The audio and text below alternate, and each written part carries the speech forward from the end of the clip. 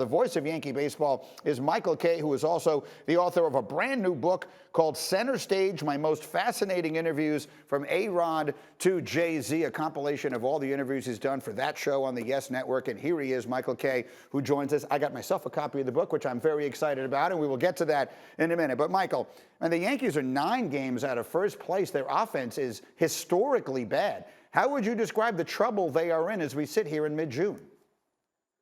Well, it's mid-June, and they start a series tonight in Buffalo against Toronto, and this 3-game series is pretty important. I mean, when you're looking at 8.5 games out as of yesterday on June 14th, that's not very good.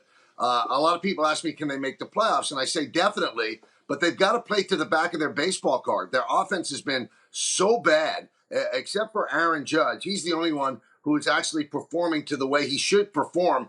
Most of the other players are really below their numbers.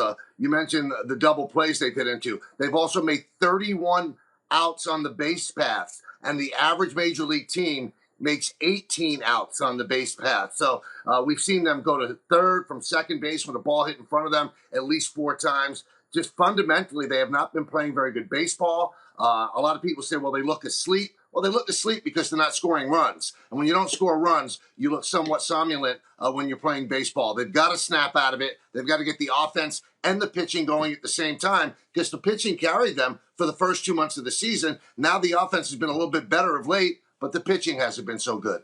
All right, well, and that brings us to the next topic here. And Michael is also the host of the afternoon radio show, the Michael Kay Show on ESPN Radio in New York.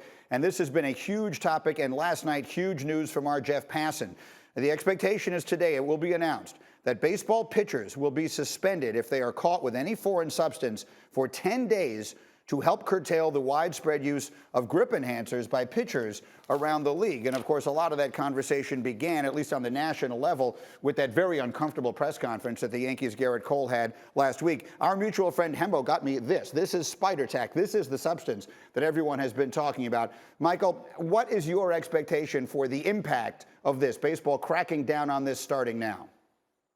Well, I think that you're going to see offense start to explode. I mean, the offense was at historically low numbers for 2 months, and that's why they're enacting this in the middle of the season, which I think is ill-advised because although some people weaponized the sticky stuff to increase spin rate, obviously the sticky stuff also helps a pitcher in terms of where the ball is going. If you start seeing batters get hit a lot, then you're going to see a quick change right away. I think what Major League Baseball and the Players Association has to do, Greeny, is get together and come up with a mutually agreed upon substance that they could use, that a pitcher could have command of the baseball, but not weaponize it in terms of spin rate. So I think you're going to see averages go up. Our very own Buster Only showed that in the last 10 days, when the threat of this crackdown was starting, all of a sudden averages jumped up about 10 points. I think you're going to see that, but you'll say, well, your favorite team, they're going to hit more, but they're also going to get more runs against them because their pitchers might not be able to use the stuff. It's an important point that we may be seeing a significant change in season in what baseball looks like. Meanwhile, as we mentioned, your book is out today. It is called CenterStage, My Most Fascinating Interviews from A-Rod to Jay-Z, a compilation of so many interviews that you've done on that show on the Yes Network. What is one very surprising thing that someone who has not read the book is going to find in here? What's one of the most surprising things you found in an interview?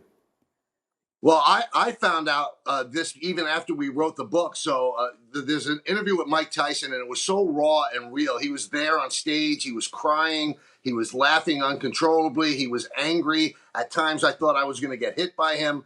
He let it all hang out on the stage, and you'll see that in the interview. But I found out about 2 weeks ago that Spike Lee was watching that show on the Yes Network, saw Mike Tyson and the stories that he told and the way that he acted, and he called Tyson up and he said, "This is a Broadway show. I want you to do that as a one-man show on Broadway." And so that interview on CenterStage turned into a Broadway show, which was a very successful run for Mike Tyson. He also took it on stage in Vegas as well. So that's a pretty interesting point that came out of that interview. How about that? He's an announcer, he's a talk show host, and he's a Broadway entrepreneur without even knowing it. Michael Kay, best of luck. The book is out today.